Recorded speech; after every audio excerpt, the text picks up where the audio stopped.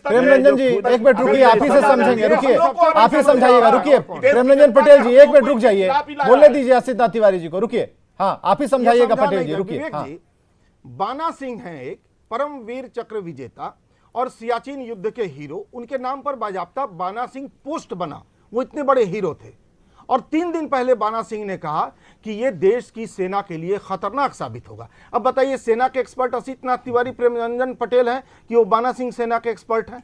अरे कई सारे, सुनिए अजीत डोभाल जी, अरे अजीत डोभाल तो आपकी नौकरी करते हैं, वो नौकरी करते हैं, समझ रहे हैं, वो समझाएंगे क्या क्या बोलेंगे अजीत डोभाल जो रिटायर कर रहे हैं? रिटायर नहीं बोल रहा है, ऐसे सेना के प्रमुख, कोई रिटायर नहीं बोल रहा है, सेनाओं के जो आप क्या नौकरी कर रहे हैं सिर्फ सिर्फ वो बोल रहे हैं। इससे ज्यादा एक व्यक्ति बताएगा, परमवीर विजेता बाना सिंह ने कहा यह सेना के लिए खतरनाक साबित होगा। आवश्यकता है आगे भविष्य में कौन कौन सी चुनौतियां, विवेक जी, उन बोलिए, चुनौतियों का सामना 4 कैसे साल कर में, सकते हैं, सुनिए, कैसे देश को सुरक्षित रख सकते हैं। आज लड़ाई आमने 4 सामने साल की नहीं में होती है, एक सीमाओं सिपाही पर लड़ाई के लिए डिजिटल तैयार तरीके होता से है और 4 साल में वो दिमागी रिटायर हो तौर पे जाएगा। होता है और उसकी तैयारी देश को सुनिए ना करना है। प्रेमरंजन आज देख जी, लीजिए आप क्या तैयारी यूक्रेन का युद्ध हो रहा है रशिया 4 के साल साथ, में एक सिपाही लड़ने के लिए तैयार होता है सामने क्या और 4 साल में तो रिटायर हो जाएगा। बैठ करके लड़ाई की तो बात ही नहीं है, और बटन पटेल जी लड़ाई की बात नहीं है। पटेल जी देखिए, हमने देखिए सरकार जो चाहती है वो तो हम लिख के बता रहे हैं, लेकिन अगर असित तिवारी समझना चाहते हैं, आप ही से अग्निपथ समझेंगे आज तो समझा दीजिए उन्हें, लेकिन पॉइंट वाइज समझाइए ना, वो समझना चाह रहे हैं आज स्टूडेंट की भूमिका में, समझाइए आप इसमें दिक्कत क्या है, समझाइए क्या है। विवेक जी मैंने कहा कि आज देख लीजिए यूक्रेन और रशिया का युद्ध हो रहा है, आप कहां फिर रशिया लेके चले गए? नहीं समझाइए इनको, पॉइंट समझाइए, समझना है इनको। विवेक डिजिटल तरीके से हो रही है, नई तकनीक नई तरीके से हो रही है, उसी तकनीक को हमको आगे डेवलप करना है। आमने सामने की फाइट है महाराज का सामना करने। चलिए जरा चित्रंजन गगन जी के पास चलते हैं, तब तक रुक जाइए, समझाना लेकिन आज होगा। प्रेमरंजन पटेल आज आपको समझाना होगा, भी करना है, नहीं तैयारी कीजिए, आप तैयारी कीजिए, जब तक चित्रंजन गगन जी को मौका दीजिए। हाँ चित्रंजन जी अपनी बात रखिए। जब 4 सालों के लिए प्रशिक्षित हो करके समझेंगे नहीं ना, नहीं रुकेंगे, रुक जाएंगे पटेल जी, पटेल जी एक मिनट खुद पटेल जी। हाँ विवेक जी जी ये कहते हैं कि हाँ ये लोग नहीं समझ रहे हैं। 2-3 सवाल हम आपसे करना चाहते हैं और आपके माध्यम से प्रेमरंजन जी से इसका जवाब हम चाहते हैं। ठीक है। पिछले 2 वर्षों से सेना में नियुक्ति नहीं हुई है और प्रति वर्ष जो हिसाब है 50,000 से ऊपर सैनिक रिटायर होते हैं। तो अब तक जो स्थिति है, जो पार्लियामेंट में सरकार द्वारा जो कहा गया कि 1.5 लाख पद रिक्त हैं और अभी जो है सो फिर 50,000 और रिक्त होने वाला है। अब यह बताइए, अब इनका अग्निपथ योजना क्या है?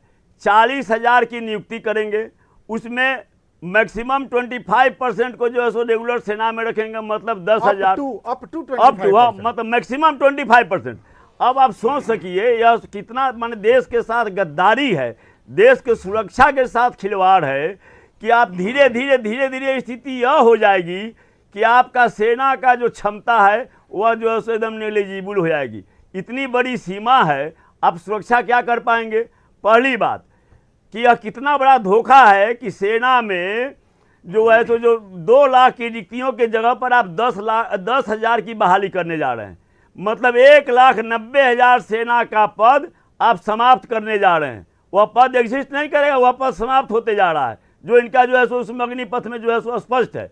तो यह करते करते सेना का नहीं, आप बोल रहे थे, मैं नहीं बोल रहा था, मैं जब पॉइंट वाइज आप जवाब दीजिए।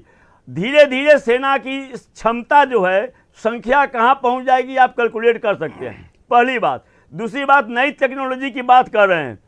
4 साल में कौन सा टेक्नोलॉजी सिखा पाएंगे? 6 महीना में 4 साल का सर्विस है, 6 महीना में कौन सा टेक्नोलॉजी समझा पाएंगे? क्या वह आर्मर में सेना जो है सीख पाएगा? आर्टिलरी में सेना वह सीख पाएगा? मैक्सिमम राइफल चलाने का ट्रेनिंग आप दे सकते हैं और राइफल चलाने वाले सिपाही को आप खड़ा कीजिएगा, न्यू पैटर्न का नया जो टेक्नोलॉजी आ गया है उससे मुकाबला करने के लिए। यह दूसरी बात। तीसरी बात जो है, सीमा पर जब सेना जाता है तो वह समझता है कि हाँ साहब, अगर मेरी कुर्बानी भी हो जाती है, मैं अपनी शहादत भी दे देता हूँ, तो देश हमारे पीठ पर खड़ा है, हमारे बाल बच्चों की चिंता देश को है, हमारे भविष्य की चिंता जो है देश को है। लेकिन जिसको यह रहेगा कि नहीं साहब, अब अगर हम शहादत दे देते हैं, फिर हमारे बाल बच्चों को पूछने वाला कोई नहीं होगा, मेरे परिवार के पीछे कोई खड़ा होने वाला नहीं होगा। अब आप सोच सकते हैं कि उसकी भावना में और उसकी जो माने जो ओज होता है, सेना का जो ओज होता है, उसमें कितना फर्क पड़ जाएगा। चलिए तीन सवाल सर, 3 सवाल। ठीक है पटेल जी, अब उत्तर दीजिए। बस विवेक जी बस सबसे पहले हाँ रुकिए, 20 सेकंड हाँ ठीक है, 20 सेकंड ठीक है। दूसरी बात, सेना से अवकाश करने के बाद भी जो रिटायर करता है वो अपने को सेना के रूप में देखता है, समाज एक गौरव और सम्मान उसको देती है। लेकिन जो जान रहा है कि 4 साल के रिटायर करने के बाद मैं वही जो पहले था वही रहूंगा, भाजपा दफ्तर में चौकीदार, मतलब कि सेना से बहिष्कृत 100 में आप 25 का मैक्सिमम 25 का सिलेक्शन करते हैं, 75 जो आउट हो जाता है उसके मन में क्या भावना रहेगी? चलिए रिजेक्टेड। ठीक है पटेल जी, पटेल जी 4 सवाल, चारों का बिंदुवार उत्तर। नहीं सबसे पहले जो है सुन लीजिए विवेक जी, एक तो आप तुलना करेंगे पाकिस्तान के अंदर में 10,000 अगर सेना के जवान होते हैं, उसमें 8700 सीमाओं पर तैनात होते हैं, और हमारे देश में अगर 10,000 सैनिक हैं तो उसमें से केवल 1200 सीमाओं पर तैनात होते हैं। बाकी जो है जवान दूसरे कामों में, दूसरे स्थानों पर वो रहते हैं, दूसरे काम में लगते हैं। दूसरा उन्होंने कहा कि ये कोई जो है भर्ती अभियान नहीं है, ये एक विशेष अभियान है प्रशिक्षण का।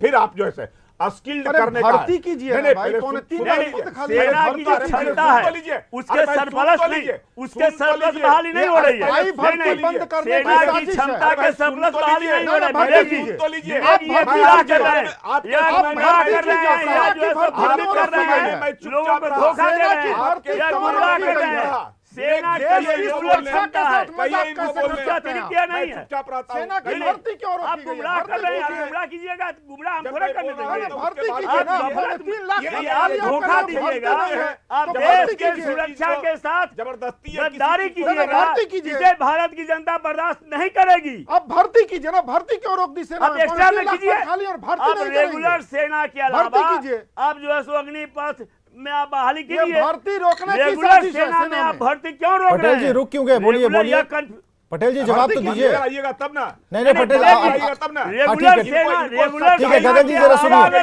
नहीं तो वो तो विपक्ष तो आपको काटेगा ही ना, अगर आप थोड़ा सा भी डिरेल होइएगा तो विपक्ष तो आपको रोकेगा ही। इनका चरित्र यही है, सड़क पर भी चरित्र यह है कि ये देश की सुरक्षा को चीन के हाथों गिरवी रख रहे हैं। इनका चरित्र है कि भारत जैसे महान देश के सुरक्षा के साथ खिलवाड़ कीजिएगा, खड़ा करना भारत की जनता इसे बर्दाश्त नहीं करेगी। देश के सुरक्षा के साथ कोई समझौता नहीं होगा। भारत की इनको देश के भविष्य की चिंता नहीं है। चलिए जरा एक मिनट तिवारी जी, 1 मिनट। अभिषेक झा बैठे हुए जेडीयू के, क्या पुनर्विचार पर अभी तक पुनर्विचार पर ही है अभिषेक, या फिर बात आगे बढ़ी है? अभिषेक झा 1 मिनट रुकिए, प्रेमरंजन पटेल जी, गगन जी 1 minute, Tiwari ji 1 minute, Tiwari ji 1 minute, Patel जी जरा रुकिए, पटेल जी जरा रुकिए, पटेल जी जरा रुकिए, अरे रुकिए, आपके सहयोगी दल का भी तो ले लें भाई। अरे पटेल जी जरा रुकिए, अभिषेक जी लगता है बोलने नहीं देंगे पटेल जी आपको। देश को बेचने वाले और जो आज दलील दे रहे हैं, जुमलेबाजी कर रहे हैं, लोगों को भयभीत कर रहे हैं, धोखा दे रहे हैं। 1 मिनट गगन जी, चित्रंजन गगन जी 1 मिनट। अच्छा 1 मिनट, देशभक्ति, आत्मनिर्भरता, नौकरी, सारी बातें करेंगे। जरा अभिषेक झा के पास चलते हैं। अभिषेक झा जी क्या कहना है? आप ठीक है, सरकार में शामिल दूसरे दल हैं, हमें जरा बताइए अभी भी क्या वही मांग है, डिमांड है, और क्या आपको भी ऐसा लगता है कि विपक्ष को अग्निपथ की स्कीम जो है वो समझ में नहीं आई? मैं सुन ही नहीं पा रहा हूँ। क्या आपको भी लगता है कि विपक्ष को अग्निपथ की जो स्कीम है वो समझ में नहीं आई, या फिर समझाने में ये नाकाम हो गए? देखिए, अग्निपथ की स्कीम को लेकर हम लोगों ने देखा कि किस तरह प्राइमा फेशिया इस तरह का उग्र आंदोलन हुआ। देश के छात्रों, नौजवानों और जो भी लोग एक मानदा रखते हैं, एक सपना रखते हैं कि डिफेंस सर्विसेज में वो जाएंगे, उन लोगों के मन में कहीं ना कहीं इस योजना को लेकर असंतोष गहराया था। आप लोगों को ध्यान में होगा कि हमारी पार्टी के राष्ट्रीय अध्यक्ष आदरणीय ललन सिंह जी ने भी इस विषय को लेकर चिंता जाहिर की। उन्होंने कहा कि केंद्र की सरकार को इस पर पुनर्विचार करना चाहिए, या यदि पुनर्विचार की स्थिति नहीं है तो केंद्र की सरकार को ऐसी चीज करनी चाहिए, ऐसा रास्ता अख्तियार करना चाहिए ताकि युवाओं के मन में जो असंतोष है वो असंतोष दूर हो सके। ठीक है। देख लिए हर कोई चाहता है कि युवाओं को एक उचित प्लेटफॉर्म मिल सके। अगर उनके ही लिए किसी योजना को लाया जा रहा है, उनके लिए किसी योजना को लाया जा रहा है और असंतोष का भाव अगर उनके मन के अंदर है तो यह बेहद आवश्यक है कि उनके मन के असंतोष को हुआ क्या, इसके बाद हुआ क्या, ये कॉन्फिडेंस दिलाया जाए। हाँ। कि उसके बाद की स्थिति आप लोगों के सामने है कि लोकतंत्र ने अधिकार दिया है कि आप विरोध दर्ज कर सकते हैं, आप अपनी बात को कह सकते हैं, लेकिन जिस तरह का उग्र आंदोलन हुआ और जिस तरह से कानून को अपने हाथ में लिया गया, पब्लिक और प्राइवेट प्रॉपर्टी को इस तरह से नुकसान पहुंचाया गया, वो चीजें कहीं से भी सही नहीं। वो तो आरजेडी और कांग्रेस भी कह रही है कि ये गलत है। नया क्या है इसमें? नहीं, देखिए होता ये है ना कि विपक्ष के जो हमारे साथी हैं वो सिर्फ दबे स्वर से कहते हैं कि ये गलत है। कैसे दबे स्वर से कहते हैं? हम तो लगातार 3-4 डिबेट कर चुके हैं। उग्र बयानबाजी होती है इनकी तरफ से। विवेक जी, उग्र बयानबाजी जो करते हैं ये हवा देते हैं, ये हवा देते अच्छा ठीक है, आप हवा की बात कर रहे हैं ना, हम हवा पर ही बात करेंगे। रुक जाइए, एक छोटे से ब्रेक के लिए रुकते हैं, हम हवा पर ही बात करेंगे। आ रहे हैं अभिषेक जी, आ रहे हैं।